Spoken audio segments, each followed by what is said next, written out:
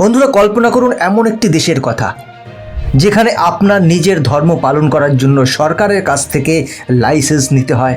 আর যদি সেই লাইসেন্স না থাকে তাহলে চোখের সামনে ভেঙে গুড়িয়ে দেওয়া হতে পারে আপনার প্রার্থনালয়।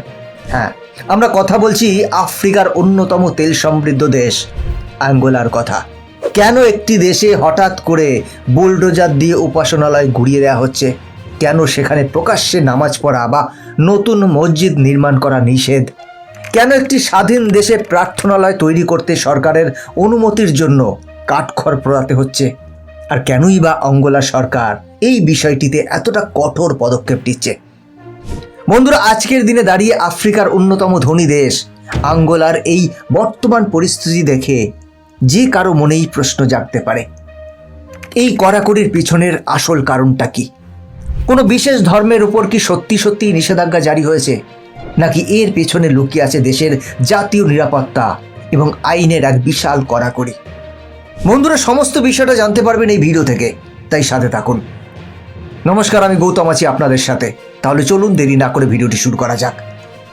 বর্তমানে আপনি যদি অ্যাঙ্গোলায় যান তাহলে দেখবেন সেখানে প্রকাশ্যে নতুন কোনো উপাসনালয় নির্মাণ করা বা বড় জামায়াত করে প্রার্থনা করা এক প্রকার অসম্ভব।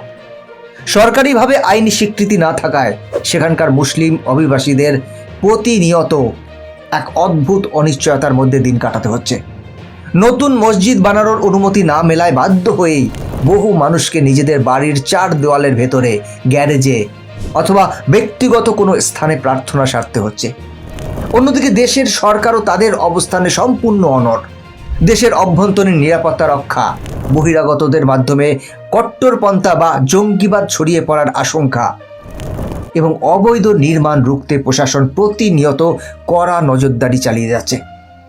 আজকের দিনে দাঁড়িয়ে সাধারণ অভিবাসীদের এই আইনি স্বীকৃতি পাওয়ার লড়াই আর সরকারের জাতীয় নিরাপত্তা রক্ষার এই কড়াকড়ি, সব মিলিয়ে অ্যাঙ্গোলার বর্তমান পরিস্থিতি বেশ থমথমে এবং জটিল। কিন্তু প্রশ্ন হলো, আজকের এই কঠোর পরিস্থিতির শুরুটা ঠিক কোথায়, কবে হয়েছে? কিভাবে একটি সাধারণ আইনি নিয়ম এত বড় রূপ নিল? বন্ধুরা, এই পুরো বিষয়টা বুঝতে হলে আমাদের একটু পিছিয়ে যেতে হবে 2013 সালের প্রেক্ষাপটে। আফ্রিকার দক্ষিণ পশ্চিমে অবস্থিত তেল এবং খনিজ সম্পদে ভরপুর একটি দেশ হলো অ্যাঙ্গোলা। দীর্ঘ 27 বছর ধরে এক রক্তক্ষয়ী গৃহযুদ্ধের সাক্ষী ছিল এই দেশটি। 2002 সালে সেই ভয়াবহ যুদ্ধের অবসানের পর অ্যাঙ্গোলার সরকার দেশের অভ্যন্তরীণ নিরাপত্তা এবং স্থায়িত্বের উপর কড়া নজরদারি শুরু করে। অ্যাঙ্গোলা মূলত একটি খ্রিস্টান অধ্যুষিত দেশ, কিন্তু দেশটিতে তেলের খনির রমরমা ব্যবসার কারণে আশেপাশের বিভিন্ন দেশ, বিশেষ করে পশ্চিম আফ্রিকা এবং মধ্যপ্রাচ্য থেকে বহু মানুষ কাজের সন্ধানে অঙ্গোলায় পাড়ি জমাতে শুরু করে। আর এদের হাত ধরেই দেশটিতে ধীরে ধীরে মুসলিম অভিবাসীদের সংখ্যা বাড়তে থাকে। গোলমাল বাদে আঙ্গোলার 2010 সালের সংবিধান এবং একটি বিশেষ আইনের কারণে, এই আইন অনুযায়ী কোনো ধর্মকে সে দেশে সরকারিভাবে স্বীকৃতি পেতে হলে সেই ধর্মের অন্তত 1 লক্ষ অনুসারী থাকতে হবে এবং দেশের 18টি প্রদেশের মধ্যে অন্তত 12টিতে তাদের শক্ত উপস্থিতি থাকতে হবে। সরকারি পরিসংখ্যান অনুযায়ী সেই সময় অ্যাঙ্গোলায় মুসলিমদের সংখ্যা ছিল কম, অর্থাৎ সরকারি স্বীকৃতির জন্য যে জাদুর সংখ্যাটি দরকার ঠিক তার চেয়ে অনেকটাই পিছিয়ে পড়েছিল তারা। আর এই একটিমাত্র নিয়মের বেড়াজালে আটকে পড়ে অ্যাঙ্গোলায় ইসলাম ধর্ম সরকারিভাবে স্বীকৃত ধর্ম হিসেবে লাইসেন্স পেতে ব্যর্থ হয়। শুধু ইসলাম নয়, একই নিয়মের কারণে আরও অনেকগুলো ছোট ছোট ধর্মীয় গোষ্ঠী এবং নতুন চার্চকে স্বীকৃতি দেওয়া হয়নি। এখন প্রশ্ন হলো, সরকারি স্বীকৃতি না থাকলে কি হয়? অ্যাঙ্গোলার আইন অনুযায়ী কোনো ধর্মের যদি সরকারি নিবন্ধন না থাকে তবে সেই ধর্মের নামে কোনো জমি কেনা বা আইনত কোনো নতুন প্রার্থনালয় নির্মাণ করা সম্পূর্ণ বেআইনি। আর ঠিক এই আইনি কাঠামোর কারণেই সাধারণ মানুষের তৈরি করা অস্থায়ী মসজিদগুলো সরকারি খাতায় অবৈধ স্থাপনায় পরিণত হয়। এরপর দৃশ্যপট বদলাতে শুরু করে 2013 সালের দিকে। অ্যাঙ্গোলার সরকার অপারেশন রেস্কিউ এবং অবৈধ নির্মাণ উচ্ছেদের নামে দেশজুড়ে এক বিশাল অভিযান শুরু করে। এই অভিযানের মূল লক্ষ্য ছিল মূলত ব্যাঙের ছাতার মতো গজিয়ে ওঠা অসংখ্য অনিবন্ধিত চার্চ এবং অবৈধ স্থাপনাগুলো ভেঙে ফেলা। যেহেতু মসজিদগুলোরও সরকারি অনুমোদন ছিল না, তাই সেগুলো এই আইনি উচ্ছেদ অভিযানের আওতায় পড়ে যায়। বেশ কিছু জায়গায় বুলডোজার দিয়ে অবৈধভাবে নির্মিত উপাসনালয় ভেঙে মাটির সাথে মিশিয়ে দেওয়া হয়।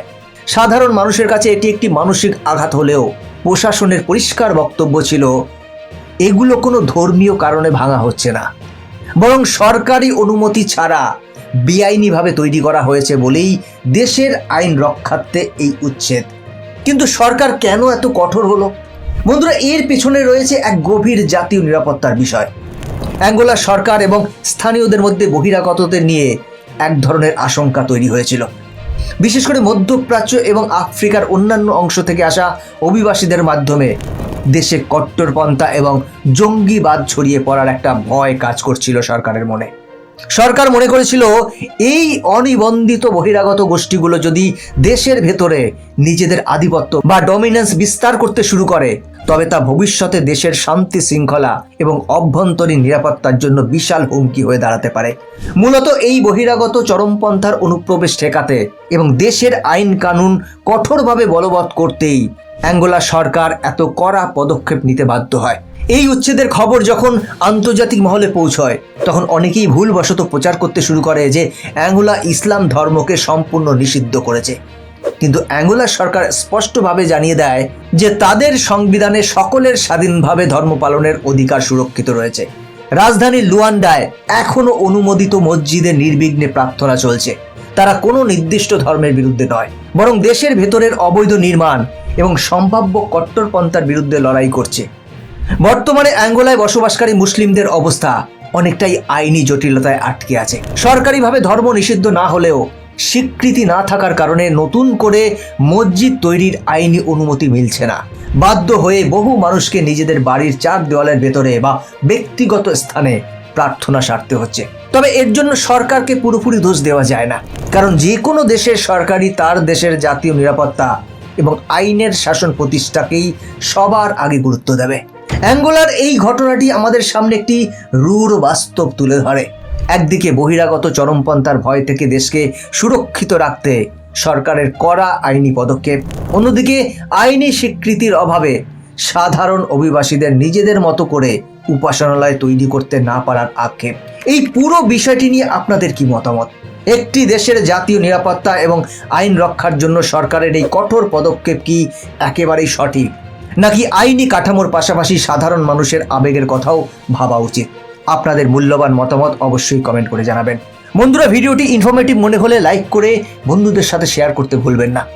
আর এমন সব অজানা সত্য, ভূ রাজনৈতিক বিশ্লেষণ এবং ফ্যাক্ট ভিত্তিক ভিডিও পেতে এখনই আমাদের চ্যানেলটি সাবস্ক্রাইব করে বেল আইকনটি প্রেস করে রাখুন। দেখা হচ্ছে পরের ভিডিওতে। ভালো থাকবেন, সাথে থাকবেন।